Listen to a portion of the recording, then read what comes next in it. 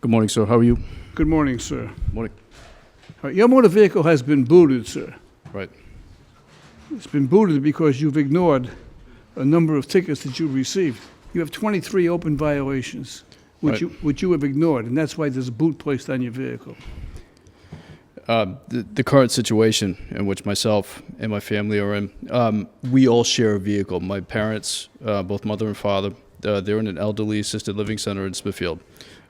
Me personally am still in the formative stages in settling into another career. Currently, I drive in delivering food. I deliver pizza as of the moment.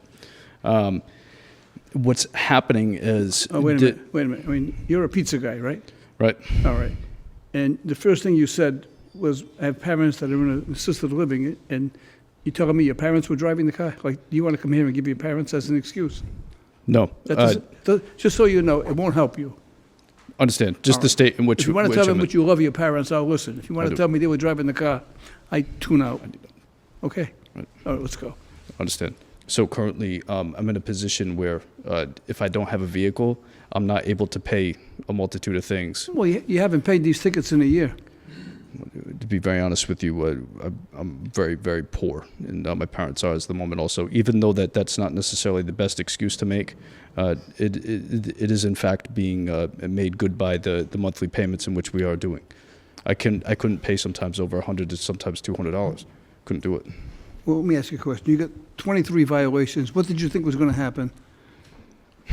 Red light, speeding, red light, speeding, red light, speeding, red light, red light, red light.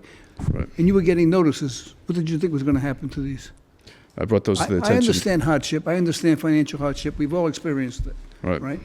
But rules are the I rules. also understand responsibility. Right. I also understand blaming my parents. That rubs me the wrong way. At any rate... It's just that as of the moment, unfortunately, with financial hardships, it's very difficult for me to afford things. It is. Who do you support? You live alone? I live by myself. I rent a room. Yeah, so you live alone, you work, Right. all right, and you haven't paid a ticket, I and you're working, and you have financial hardship. Yeah, it seems like consistently I live on probably about I live on about $300 a week. Mm-hmm.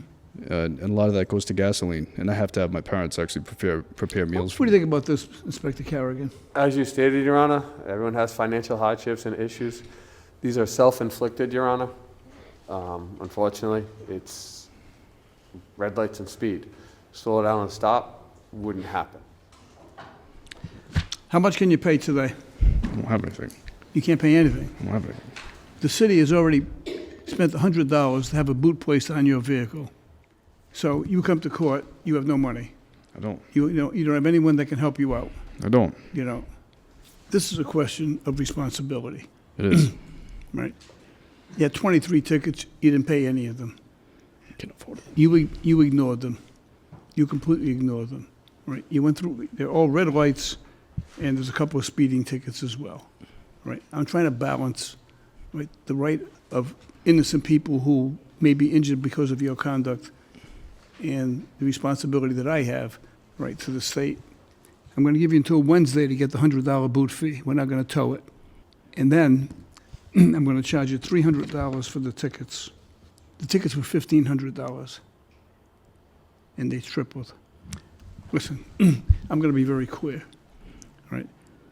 I understand your circumstances. I don't agree with the conduct. I think you've been negligent. Anyone who has any common sense, I can't imagine getting all these tickets and not doing anything about them. Nevertheless, I can empathize with your situation. Right.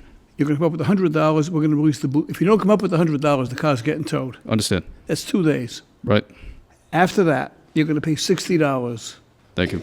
If you have any questions, feel free to call the court. Thank you, sir.